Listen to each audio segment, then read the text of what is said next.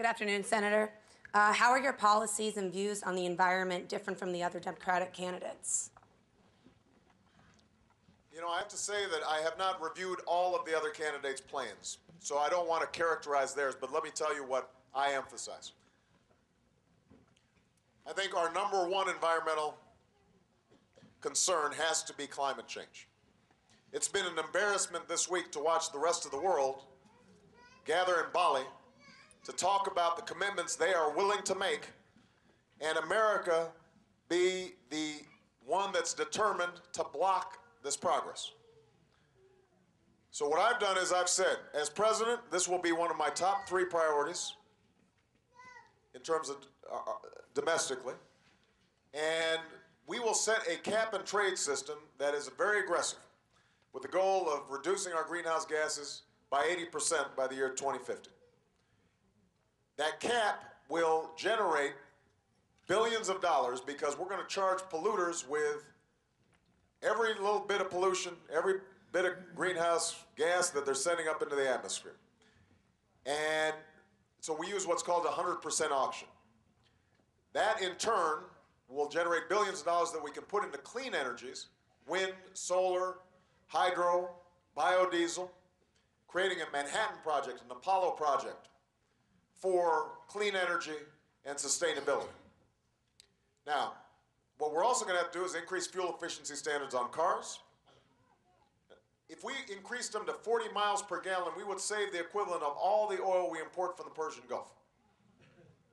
Imagine what that would do for our environment, our economy, because that's the only way to really get gas prices down is to reduce demand, and our national security. We wouldn't be sending $800 million to $1 billion every day to often hostile nations. We talk about our concern with Iran.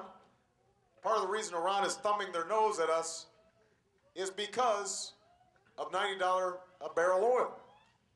That's empowering Russia to tighten the vice on democracy in that country. Venezuela, Hugo Chavez, stirring up anti-American sentiment in Latin America because they're empowered by high oil prices. So those are all changes that we're going to have to make. We will also, though, have to change our habits here in the United States.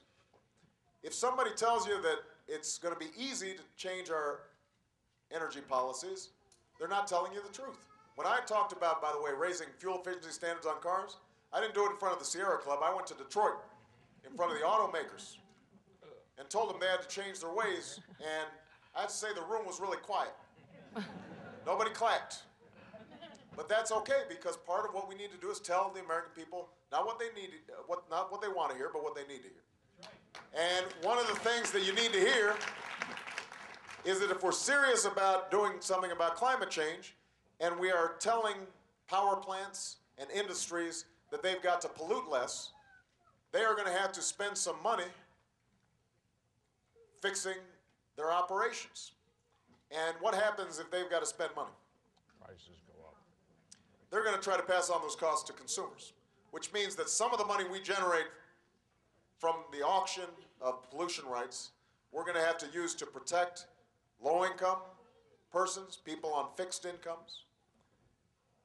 And that also means that all of us are going to have to change how we use energy in our households so that our electricity bills don't go up, which means everybody here is going to have to buy one of those swirly light bulbs.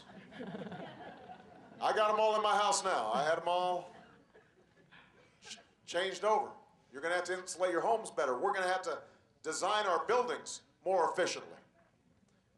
In Japan, when you walk into a public building or a bathroom, the light switches on automatically. When you leave that bathroom and nobody's in there, the light automatically switches off. Simple stuff that shouldn't necessarily reduce our standard of living, but will greatly increase our energy efficiency and reduce our carbon imprint on the environment. But this is a moral issue, and we've got to deal with it. And there's no reason why, over the long term, transitioning to a green technology future can't actually generate good jobs. Right now in Keokuk, there's a plant opening, 400 well-paying jobs, creating parts for wind turbines. That's going to be the future, particularly in rural communities where potentially we could harness the crops that we grow, not just corn-based ethanol, but cellulosic ethanol and switchgrass, using these new technologies to spur energy independence and economic development. Okay? Great question. Thank you. Thank you.